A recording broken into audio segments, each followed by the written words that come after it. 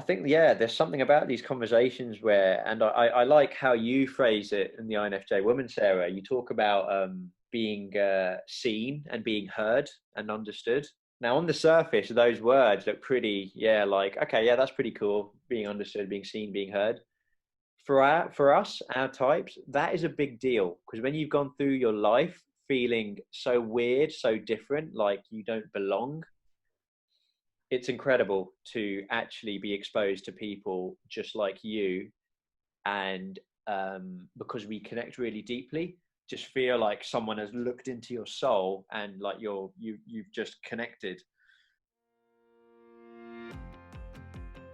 Hi there, this is Sarah Kuhn. If you are an INFJ or in a relationship with an INFJ or related to an INFJ in any way, and you want to figure out how they operate, what makes them tick, and how to communicate with them better, this is the show for you. It's called The Quiet Ones. This is a show that deconstructs INFJs, what they are, how they think, how they feel, how they operate, and how they relate to people with other personality types. Whether you have just found out that you're an INFJ or have known for a number of years, there is something for everyone. You will learn more about your personality type so that you understand who you are and understand how you operate in the workplace, in relationships, in your family, and with friends. I want you to walk away from every episode feeling like you have a place of belonging, feeling like you are no longer alone, feeling like you have a place to be heard and seen and understood as you really are. This is a place to connect with other INFJs, to learn and grow and really thrive. I want to give you inspiration and real life strategies that are going to help you figure out how to live your best life every single day.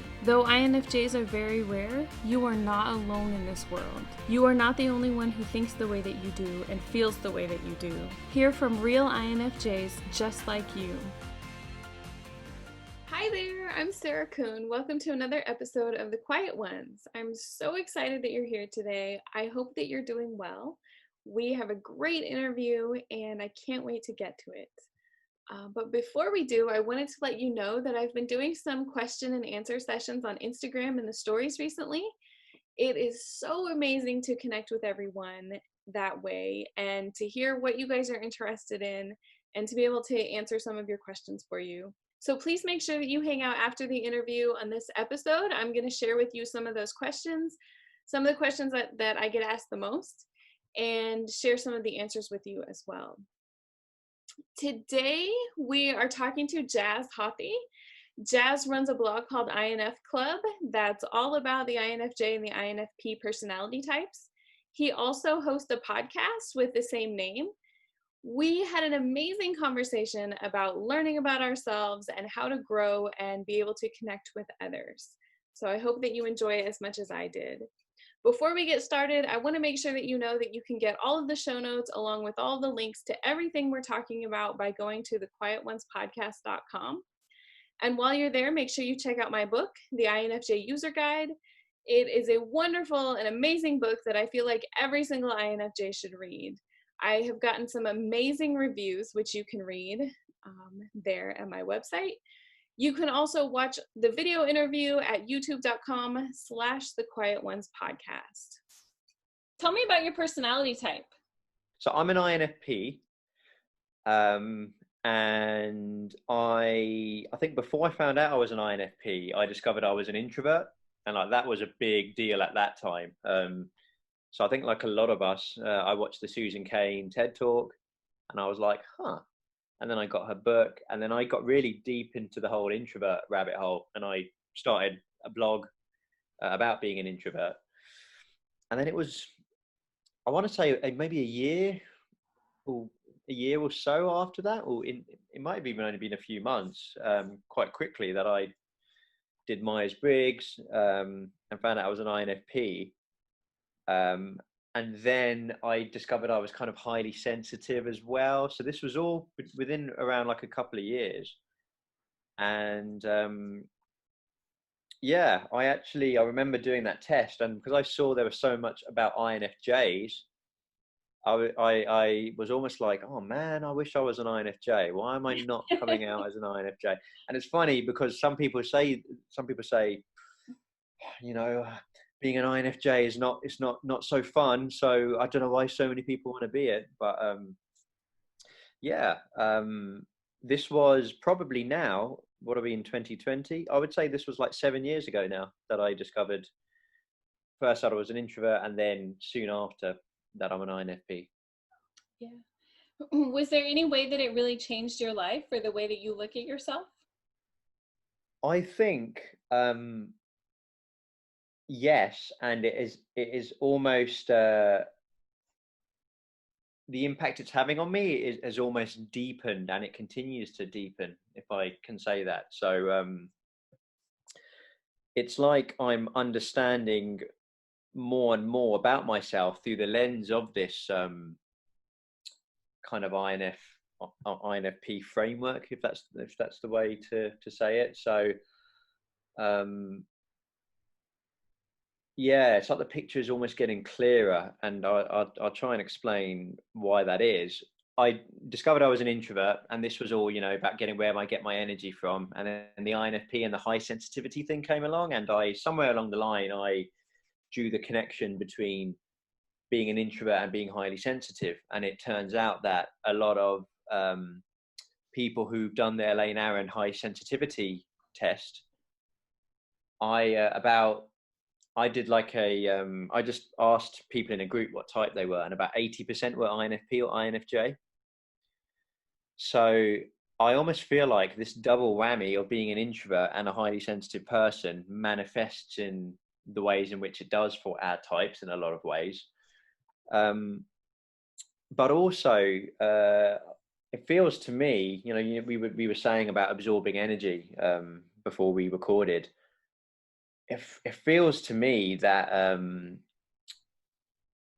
just this energy piece is really more. I'm more and more realizing just how much I absorb energy, and I think it's taken me some time to really lean into that, because I kind of studied psychology and I was reading all these kind of psychology books, and I think I was looking for like clear-cut answers from a rational Western, like a science point of view. Mm-hmm. And it's now I'm actually probably getting a little bit more kind of new age, and if I feel it here, I don't necessarily have to have the dots figured out logically. So that's why I said I think it's impacting me more and more, because I think obviously I've known for a while now that I'm an INFP, but actually I'm kind of leaning more into what that means. And this whole energy stuff, I think it goes a long way into me helping me understand who I am, and like explaining like my kind of lived experience, and even choices to make for myself, and how to look after myself in ways that are helpful.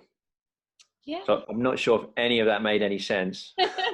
It does, for sure. I love what you said about looking for an answer in psychology, looking for like a solid answer, because I think a lot of us do that. We go looking for answers for who we are and how we think about things. Mm-hmm. And a lot of the information out there is skewed. I was just reading something not too long ago about a psychologist who studies different types of introverts, and he equates being an introvert with being shy. And the reason that he studies introverts or people who are shy is to figure out what type that you are, because he's typed different types of shy people, like, why are you shy? So that he can fix them. So his whole theory is based on an idea that you can make somebody not be introverted. And to me, it's like, a lot of people would look at that and say, okay, he's a psychologist, this must be true, I need to go fix myself.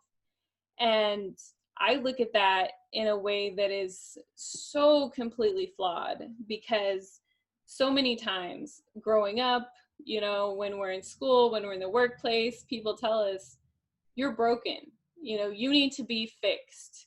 You need to fix this fact that you don't network very well. You can't talk to your classmates. You don't make friends. And it's so flawed, because you're not broken because you're an introvert. There's nothing wrong with you.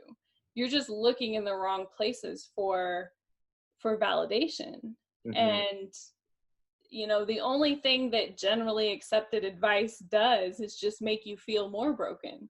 And it takes going looking for, you know, Eastern medicine or or a different thought process to say, hey, we're not broken. Just because we're introverts, because we get our energy from being alone, that doesn't mean that we're broken extroverts. It just means that we're different, and it's totally fine for us to be different. Yeah, and yeah, that's really important. And you know, again, something we were talking about before this was, you know, you mentioned someone who wasn't an INFJ talking about the beauty of being of INFJs and how wonderful it is. And again, I think that is, it almost feels like a lot of, I'm an INFP, but a lot of us go through the, oh my goodness, like there's something wrong with me, this is bad, like I need to diagnose myself. I'm speaking for myself here. Right. But now to then kind of going through some stuff and coming out and being like, you know what? Actually, A, this is completely okay, and there's like other people like me and it's fine. But B, forget being like a bad thing and that I'm broken. Like, what a beautiful, like, I'm a beautiful person with some like beautiful, for want of a better word, gifts. I don't always like using that word, but I think we do have some beautiful gifts to share. And yeah, and what you said about shyness is really important as well, because I think because I'm an introvert, and I mentioned I run blogs about being an introvert, and I got deep into this stuff, I can sometimes easily assume that, oh, everyone knows what an introvert is now. The book's been out for ages.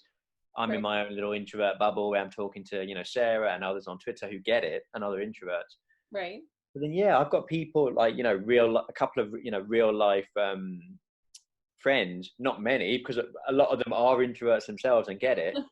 But they'll be like, but like how, but you're not, you know, you're very sociable, and you're not, you know, you shouldn't give yourself that label, because I used to do that as well, and I was very, and people still confuse it with being withdrawn and shy. And so yeah, I'm surprised to the extent at which that still exists. And with the information that's out there in so many different forms, I feel we have to be so careful about what we expose our tubes, but also take on board, because I think it can be really damaging if, for example, you know, this guy you mentioned, Study, who's trying to categorize and fix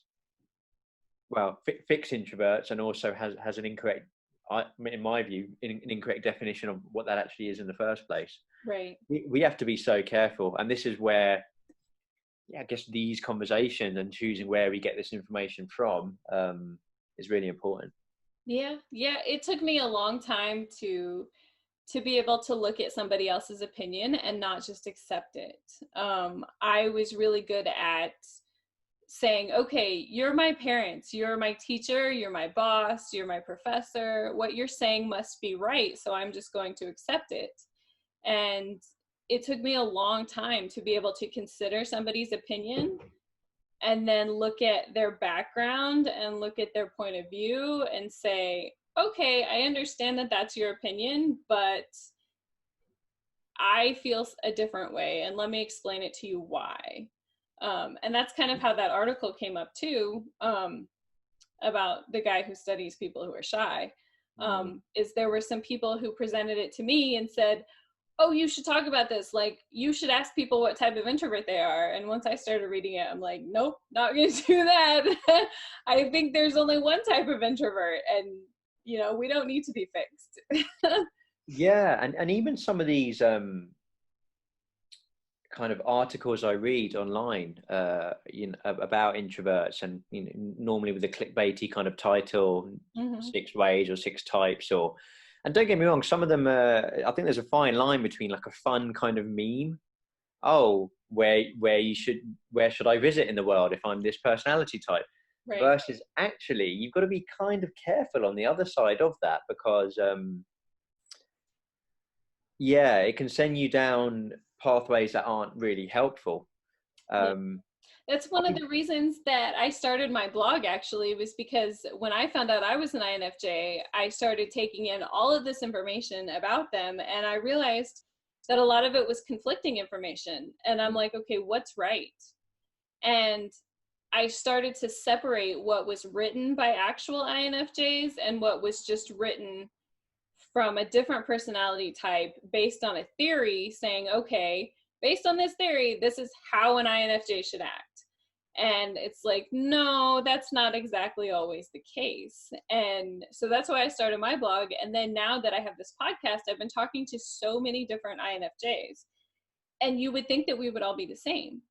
And in a lot of ways, we do have a lot of similarities, but because we all grew up in different places with different influences, you know, we are really, really different, which is also something that's incredibly interesting to me, because I thought we would all be like really the same. But then it goes back to reading all of that information, and it's like, you guys are really, you know, you can't just write something based on a theory, because it doesn't work that way. You need to write it. You need to have the actual experience of living the personality type before it can actually be accurate. So you mentioned that you write a blog. So tell me a little bit about your story and how you got to be where you are now. So I kind of fell into a job in the city. So I went, you know, like we all do, most of us, school, and I guess I went to a pretty reasonable school where people went on to do, you know, to university to do something well thought of, let's say. I ended up going to university a couple of times, and I dropped out because I always thought my options, I was like, I can be a doctor or a lawyer or, you know, one of these prestigious things, because of the school I went to. And also probably because cultural expectations wise, I was born in England, but my family are originally Indian. So I think there was some of that, but I dropped out twice, and I fell into the city doing recruitment, because at that point, there wasn't an awful lot I could do that was prestigious, not that I was prestigious without a degree. And also I thought I wanted to make a lot of money at that time. So knowing that wasn't always it, and just being really confused, but being like, I just need to do something. I slowly got, don't get me wrong, there were things about it I enjoyed, like the people actually aspect of it. There was a lot about it which was a growth and learning experience in recruitment for sure. But I kind of got slowly more disillusioned with it. I was doing all this kind of reading of psychology books and stuff to kind of self-diagnose what was wrong with me, like something feels off, but I don't know what that thing is. And yeah, I kind of discovered I was an introvert. And then at the same time, I think I was just like reading about, in the research I was doing, I think this is what happened. I think I would come across people I was fascinated by in some way. And that fascination would often come because from like a sense of like a gentle envy, in terms of, I want to be doing what you're doing, like I really like your vibe. I want more of that vibe. And these people, like I would be reading, you know, career changes books, and people who were making money from a laptop through their writing, through running blogs. And I was like, so one of the first ones I came across was a guy called Chris Guillebeau, who's got this blog, and he runs this summit in Portland, which is in its final year now. But yeah, I was reading all this stuff, and I was like, so I guess I didn't really have a plan, but I just started doing stuff. I started my introvert blog when actually I quit my job to go back to study. So I studied a master's.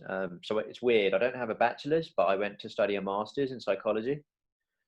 And I just started a blog called A Happier Introvert, and it was, yeah, it was an interesting experience, because it was really just me getting back in touch with my writing. I realized that I really loved expressing myself that way. It felt really safe and comfortable.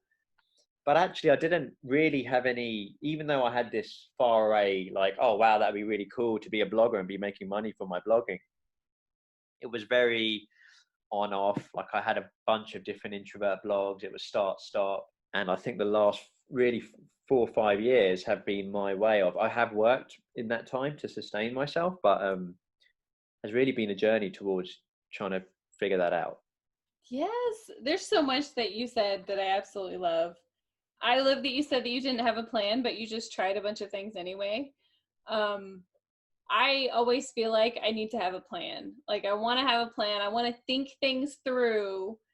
And I feel like if I can think it through for long enough, and if I can do it well enough, then I can do everything right the first time.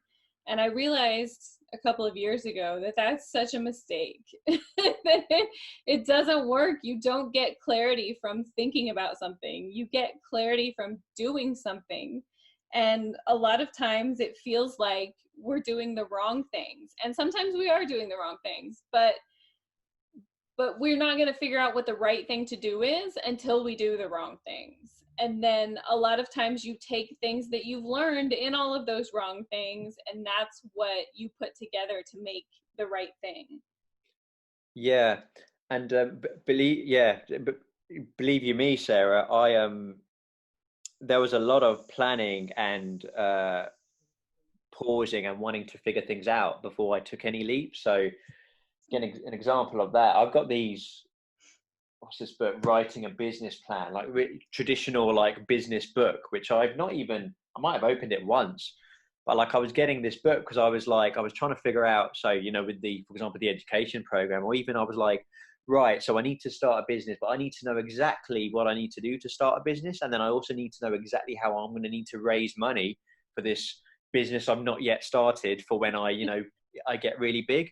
Right. So even though I've done a few things at the start and in between, there were a lot of times of, and even now, I think I've got better with being uncomfortable and doing what I'm doing and just winging it. It's got a bit easier just through me having been there so many times, and I know I can, kind of get through it, but I still have to, you know, get over the whole perfection and trying to have it all figured out. The second thing is, off the back of something you said a moment ago, I've realized that I can be really in my head, and and I've heard this can be a bit of an INFP thing, especially, but INFJs might, I'm curious to see if you can relate. I think I have an idea of what something will be like. So I'll be like, right, this business, this is what it's going to be like, or this job, this is what it's going to be like. And then the reality is like so different. So something I might have ruled out, I might try it and I'm like, oh wow. And it doesn't have to be a job. This can be like going to a restaurant or a hobby. And then something which I'm like, oh, I really like the sound of that. That is so me, and I'll be dreaming about it already. And then I'll do it, and I'm like, oh my god, this just isn't fun. I hadn't thought this through. but it's not until I try something out and I really experience it, and I can kind of feel my way into it, that I know, like my body and my gut tells me, is this right or not? Yeah, But I can you've got to definitely. take action to get to that and not Right. think about it. Right. I can definitely relate to that. Sometimes I've actually done some research to see if I might be close to being INFP, because sometimes I lean that direction, for sure. But then also I like to be organized. So um, I don't know, but I think I have a lot of those traits too. But I definitely relate to what you said. Um, I had this idea that I wanted to work around race cars. And I started this idea when I was in high school, Mm-hmm. and it became everything to me. And so I worked 10 years so that I could actually achieve this goal. And so I ended up being a PR manager for a NASCAR race car driver. And I was in that job for 3 years. And I loved parts of it, and I was like, this is everything I thought it was going to be. It's actually better, and it's awesome, and I love it. But then at the same time, there were other parts of it that were like, oh, that's not what I thought this was going to be. Yeah. And it almost ended up with the negative things were just too much. And then what happened was, a lot of people told me this would happen, and I was like, no, that's not going to happen to me. But what ended up happening is that all the negative stuff took over, and then it ruined all of the joy that I had around watching races and being a part of the industry, because it was like, I see how it actually works. I see how these people actually are, and I don't want to be a part of it. But then on the flip side, when I started my podcast, before I started it, I had a lot of reservations about it because I was like, I don't want to be seen. I knew that I would have to edit all of the audio by myself, and I'm like, I don't want to listen to myself. Like, that's gonna be terrible. And I had no experience interviewing people, and I had no idea where to find people. And so I was just really hesitant based on all of those factors. And then once I actually got started, it is a process learning, to listen to yourself talk. And I've had a lot of moments where I'm like, wow, I thought I could actually talk, and now I realize I can't pronounce certain words. And it's even more painful editing videos, but it's actually a whole different thing than what I thought. And there's so much that's good that's come from it that I'm so glad that I did it. That, yeah, it's been completely different than what I thought. But like you said, you can think about something for the longest time and think that you're going to react to it one way, and it's, going to be a certain way. But until you actually do it, you don't know how it's going to work. Yeah, because there's so many subtleties and nuances, I think, that exist, and especially for us, that we feel. And it's funny you mentioned NASCAR, because a couple of summers ago, I thought I was going to get into sports coaching and be like a sport. I really love sport. I love watching sport, playing a couple of sports as well.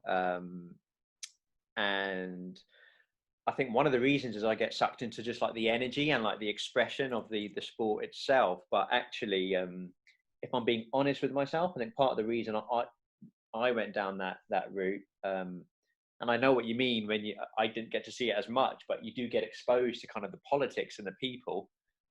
I think it was a bit of a vanity thing for me, in terms of being like, I want to be in sport. I'm going to be the sports coach. I'm going to be around these. It's going to be really cool. There was definitely an ego thing in there for me. And I realize now, just not my thing. And like, that's fine. I don't think it would have been my thing anyway, even if I'd have gone further along with it, or maybe not now anyway. But you don't know this, and you can't, again, without experiencing it, you just don't know what things are like. You can really try and figure out in your head what the right thing to do is. And this was something which used to trip me up. I was like, oh, what am I supposed to do? There must be one thing I'm supposed to do. And that got really limiting and debilitating. And I actually used to I tried to reprogram myself by saying, right now, I don't even know if this is true, but I used to tell myself there's multiple universes, and there's a Jas in each of those universes doing something different, and he's loving it. But the point is, there are different things that Jas could be doing that he finds enjoyable and fulfilling. So just move forwards, and you will find whatever it is, it'll come together, Can you tell us a little bit about the summit that you put on recently, or that you were involved in? Yeah, sure. So through through my blogging, I got to meet some really amazing people, and I think that was one of the good things about recruitment. Because kind of, you're just reaching out and trying to have conversations and meet people you've never spoken to, and this was when I was doing it in the financial services world. I didn't so much care for why I was doing it in recruitment and financial services. So with people I'm really into, really easy. So one of those people was a lady called Lauren Sapala, and Lauren's a writing coach, and she's written books for INFJs actually, which I've read myself, and they're very much INFP friendly. But she coaches a lot of INFJs and Js. I'd really recommend people check out her stuff if they haven't already, because it was amazing. And I think, we just kind of became friends, and I guess I was through my introvert blogs, and I was slowly moving into the INF realm, and she was kind of in that space already. I think we just, again, had one of those feelings we'd end up doing something together. And almost this time last year, she was like, do you fancy putting on, like, she's been a guest on online summits for her writing, and because she's written a couple of like fiction books. And I was like, yeah. And so we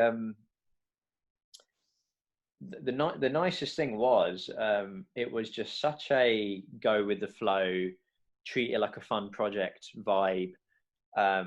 Between the two of us, we just reached out to people we knew already who it felt right, just to, a lot of them were INFPs and Js, not all of them. Had a couple of like ENF, I think it was ENFJs we had a couple of, maybe an INTJ as well. Yeah, we did have an INTJ. And we just had conversations like this, talking about just having conversations.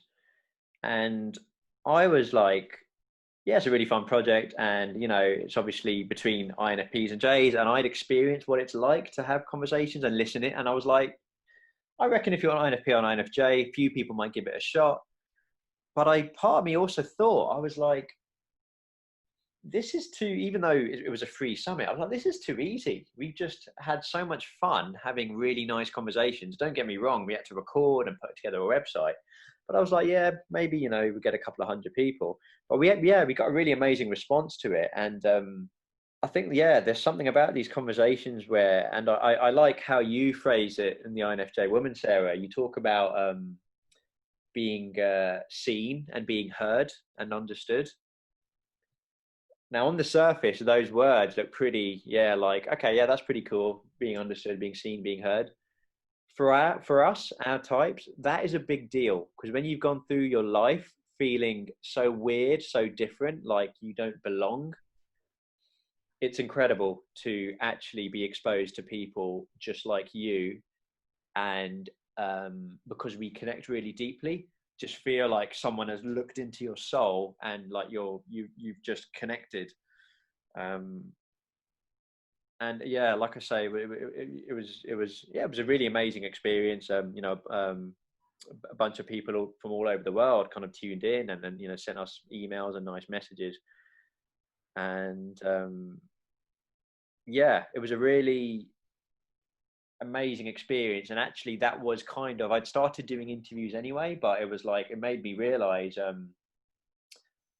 I was doing written interviews at the time, I was like, I actually want to do podcast interviews, because there's something about conversations that people really like. So that's why now with my blog, I've recently started a podcast.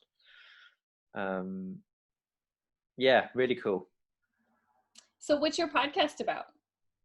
Yeah, so I run a blog called INF Club. It's like a community for INFPs and Js, and the idea is, again, just sharing interviews, sharing stories, and like through our collective experiences, wisdom, just to kind of help us all on our own growth journeys, if you like. So the podcast is, so I interview members of the club, if you like, INFPs and INFJs, and I share those interviews. And I'm also about to start just a kind of, in fact, I already have started like inviting guests who aren't, subscribers to INF Club, but actually are just interesting people to talk to. A lot of them are INFPs and Js themselves. There'll be some exceptions, just because, I feel there are people who who can be really valuable, who we resonate with and have interesting things to share, who aren't necessarily an INFP or J, but there are interesting conversations to be had. And as I say, I'm just really kind of been winging it. Slash, I think I think winging it is and going with your gut are kind of two sides of the same coin. Yeah. That's pretty much what I'm doing. And I feel like from your smile and from your nod, you can maybe relate to just doing what kind of feels right. Yes. Yeah. Yes, for sure. That's how my community started, actually. Yeah. I am taking in a ridiculous amount of information about how to start a business, how to be an entrepreneur, all of these things. And one of the biggest things that people say is, listen to your audience, listen to what they're telling you. And so the only thing that I could come up with is people kept telling me, we need a community. We need a community that's exclusively for INFJs. We need a community. And so I'm literally on Google one day when I had a whole list of other things to do that I was avoiding. And I'm just like Googling, how do you build an online community? And I came across this platform that is a lot like Facebook. And it's like, this is exactly what it is. And it was like one of those intuition type of moments that's like, you know, everything has led me to this point, and this is what it's going to be. Like, this is what it has to be, because this is completely amazing. So yeah. Yeah, for sure. And it makes a huge difference when you connect with people who understand you from the start. Some people that, you know, one of the biggest things that I hate is small talk. It's, you know, trying to start a conversation, because I don't know how to do that. And so one of the people that I interviewed not too long ago, I connected with her through the community, and we found out that we were both from Kansas. And so and she's a business coach. And so I was like, oh, you have to be on my podcast. And the first thing, we said hi to each other, and the first question that she asked me was about self-love and codependency, because she had listened to one of my previous podcast episodes. And we just dove into talking about our narcissistic family members, and you know, how do you understand that, and how do you get to know, you know, all of these different things. And they're like really deep things that I don't talk to even my friends about. And here I am talking to somebody who's really a perfect stranger about, you know, how I grew up and whether I think my parents are narcissists or not. And it's like, it's an amazing conversation. And now we're really good friends because of some of those conversations. But yeah, it's definitely something that we as INF type, we need, because, you know, how many times do you really get to meet another person with the same personality type in your everyday life? It doesn't happen very often. I know that one of my friends is an INFJ, but I only found that out after I started the blog and the podcast. So I've got friends. I remember, because I made a point of just asking my friends their Myers-Briggs, and if they hadn't done it, I was like, right, here's a test, do it. I want to know what you are. They were all NFs. They're all NFs, kind of mixture of I's and E's. But yeah, I wasn't surprised to find that out. And yeah, there's something amazing about, I think there's a real need for us just on a human level to express all parts of ourselves. And something you said there, you know, saying I was talking to her about stuff I don't even speak to my friends about. There's a fair amount of stuff that I don't engage with my family and even my closest friends with. Family's a tricky one, like my immediate family, because there's a whole bunch of stuff there, and it's actually they're probably some of the most difficult people to speak to, just because I feel myself going into child mode and just not. It's really difficult. But with my friends, I'm getting better at kind of being more open about certain stuff. But even so, there's just a bunch of stuff I probably don't and may not ever feel like I can talk to them about. And yet, there's people I've met on Twitter or through INF Club, through my blogs, that we've just connected like that. And don't get me wrong, writing about it has been really healing, but there's something about speaking to someone and energetically exchanging that really takes that, whole being seen and being understood to a whole other level. And also it just however many times it happens, it just feels amazing to know that you are not the only person. Because even now, there's probably certain things where I'm like, oh yeah, it's amazing, but actually there's this thing that I've got here in my life, and I'm like, that can't be just, I must be the only one who has those thoughts or who's experienced that always. And yet every time it's like, oh my goodness, like you too. Like, I thought it was just me. Yep, I do that a lot too. And it's always the things that I'm like, no, I'm positive. We've come to the point where it's just me. Yeah. I feel like we could talk about this all day, honestly. There's Yeah. so many As things. always, I know. Yes. So tell us where we can find you, your podcast, your website, and your social media. I'm on Twitter. That's the main social media channel I use. It's my favorite one. So you can find me personally at JasRaj0. So that's JAS for sugar, RAJ0. The blog and community I mentioned that I run for INFPs and Js is called INF Club, and that's at infclub.substack.com. And so so basically, the way Substack works is it's kind of like a blog and a newsletter. So if you check that out, you'll be able to find kind of podcast and YouTube links there. Like that's kind of like the blog has all the different links. Everything gets sent out through INF Club Substack. All right. So we've been doing some Q&As on Instagram in the stories recently. Like I said before, it is so amazing to be able to connect with you guys and to hear about what you're really interested in, because that's what I want to talk about, what you're really interested in. So I thought that we would go over a couple of the questions that I get asked the most and give you some answers to those questions. One of the biggest things that I get asked about is depression. I know a lot of INFJs deal with anxiety and depression. I do myself. And for the longest time, I thought that the opposite of depression was happiness. I wondered for years why I couldn't be happy. And I realized in that time that I really didn't have a lot going on in my life. I worked a lot, and I didn't really feel like my work had that much meaning. Even though I felt like it was my dream job at the time, it really didn't have a lot of meaning. I didn't get to help any other people. Last year, I stumbled onto a podcast called Don't Keep Your Day Job. It's by a lady named Kathy Heller. And one of the first things that she said was, happiness is not the opposite of depression. The opposite of depression is purpose. That quote made so much sense to me. It was at that time that I had actually started my Instagram account, INFJ Woman, and I had started my blog. And I realized that I got so much more meaning and fulfillment in my life from helping other people learn about their personality types.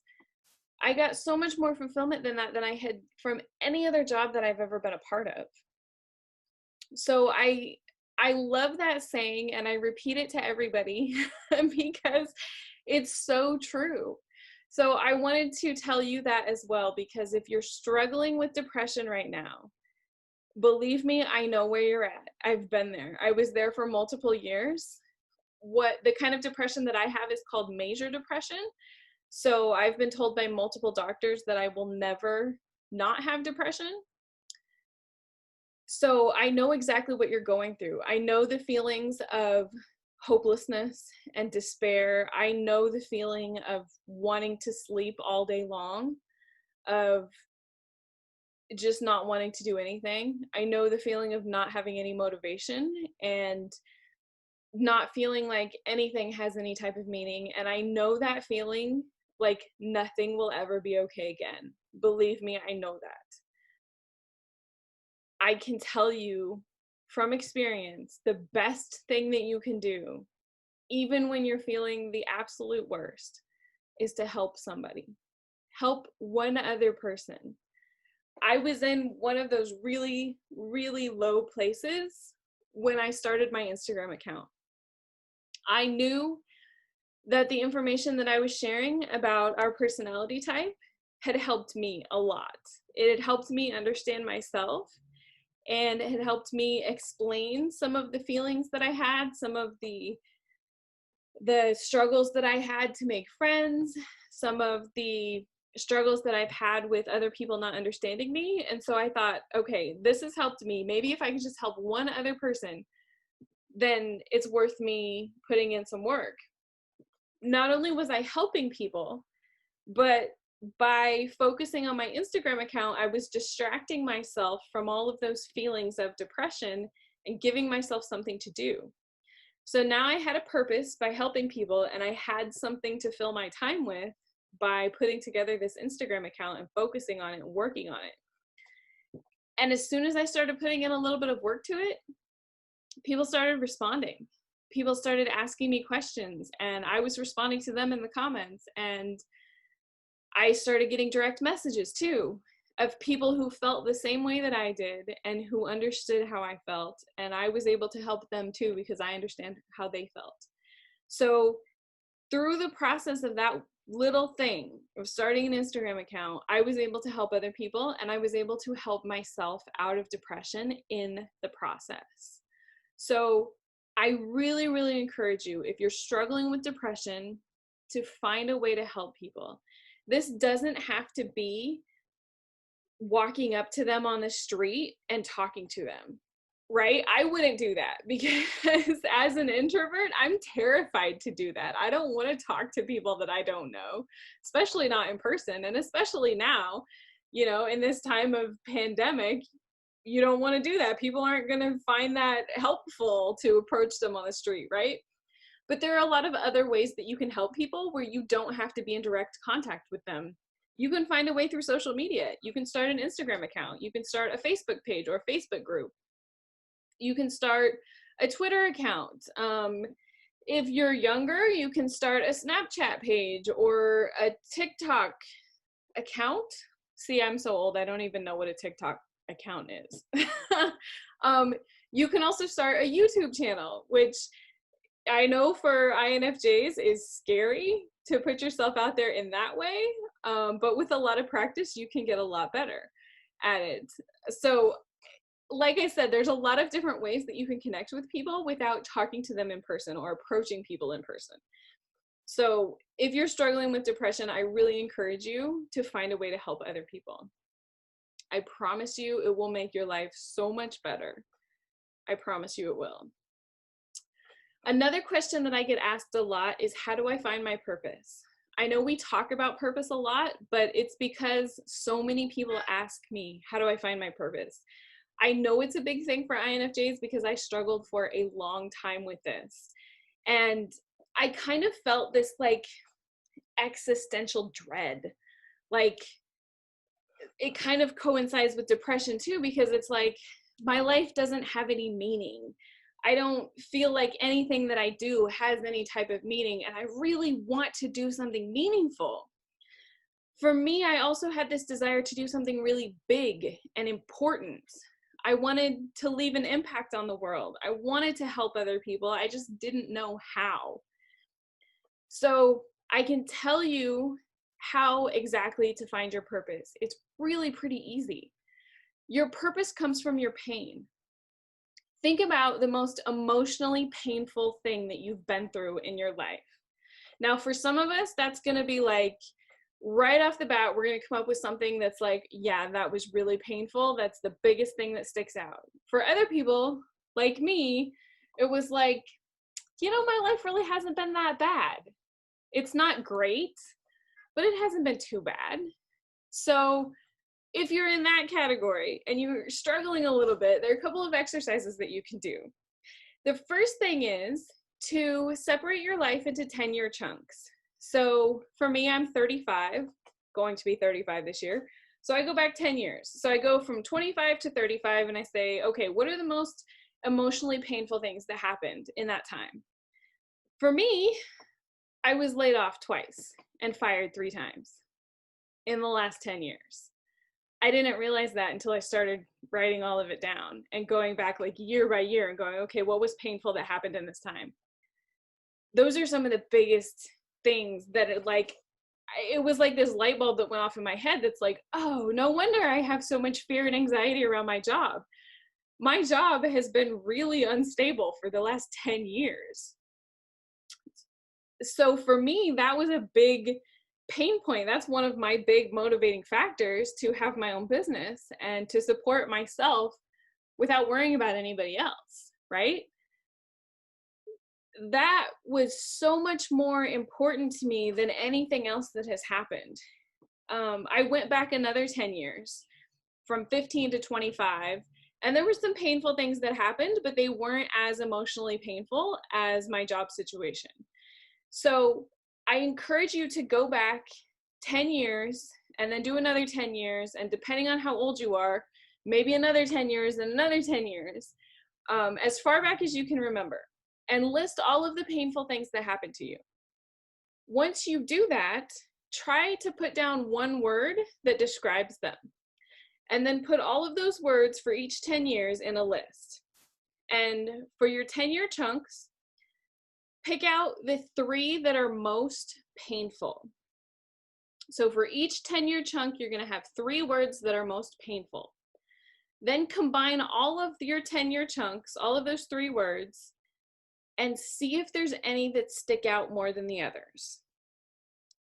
That right there is your purpose. That's what you need to do. You figured out how to help yourself out of that situation. I figured out how to help myself out of having instability in my job, right? So my purpose is to help other people figure out what their purpose is, how to find that stability in their jobs, right? Another part of my purpose, you can have more than one purpose too, is the other thing, right? So another part of my purpose, another part of the emotional pain that I felt is not being accepted by others, not really belonging, not feeling connected to other people. That's where my blog and my Instagram come in. And that's a big part of my purpose, is helping other people know that they're accepted regardless of how they are, that their personality is perfect the way that it is, and they don't need to change for anybody. All of that comes from me feeling like my personality wasn't okay. So that was a big part of my emotional pain too. So like I said, you can have 2 different purposes. You can also have a different purpose at a different time in your life. So make sure that you're not focusing on having one purpose for the rest of your life, because that's not important. What's important is, what is your purpose right now? How can you help people right now? What painful thing have you made it through? Have you found a solution for that other people are going through that you can help them? That's what you need to be focused on. I've put together a new free guide to help you find your purpose. You can find the link for it in the show notes. Make sure that you go download it. It is full of a lot of helpful information. It has this exercise in it as well, the 10-year chunks, and it's explained a lot better than I can explain it for you here. So make sure that you go download it. If you are struggling to find your purpose, or you know somebody who is, go check it out. All right, that's all we have for today. If you guys have a question that you'd like for me to answer, please send it to me. I would love to hear from you. You can find me on Instagram at INFJWoman, or you can send it to me through email, which is podcast@infjwoman.com. Thank you so much for listening. Just one more reminder, you can watch the video interviews at youtube.com, and please make sure that you subscribe wherever you listen. We will see you again next week.